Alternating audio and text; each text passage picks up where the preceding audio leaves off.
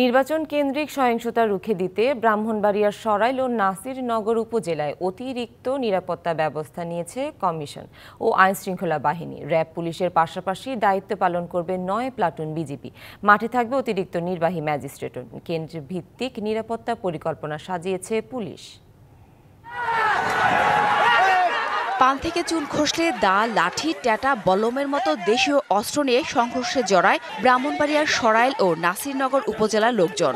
গুজব কিংবা আধিপত্য বিস্তারকে কেন্দ্র করে এসব সংঘাতে হতাহত হচ্ছেন অনেকে। উপজেলা নির্বাচনের প্রথম ধাপে বুধবার ভোট হবে উপজেলা দুটিতে।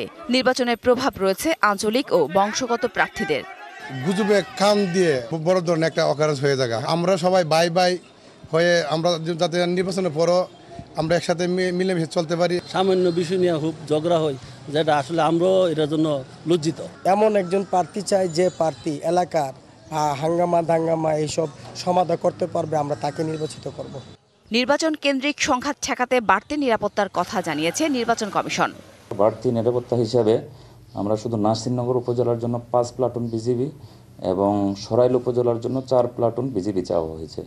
আর প্রতিটি ইউনিয়নে একজন করে ম্যাজিস্ট্রেট থাকবে নির্বাচনের সময়। ২টি উপজেলার জন্য আরও অতিরিক্ত ৩ জন আমরা এক্সিকিউটিভ ম্যাজিস্ট্রেট চেয়েছি। তাছাড়া র্যাবের টিম থাকবে, পর্যাপ্ত পুলিশ এবং আইনশৃঙ্খলা বাহিনীর সদস্য থাকবে। আর কেন্দ্রভিত্তিক নিরাপত্তা পরিকল্পনার কথা জানিয়েছে পুলিশ।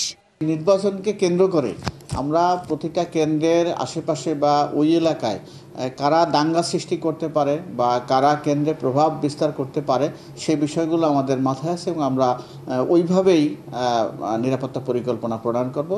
উপজেলা পরিষদের ৩টি পদে ২ উপজেলায় প্রতিদ্বন্দ্বিতা করছেন ৩০ প্রার্থী। TBC news desk.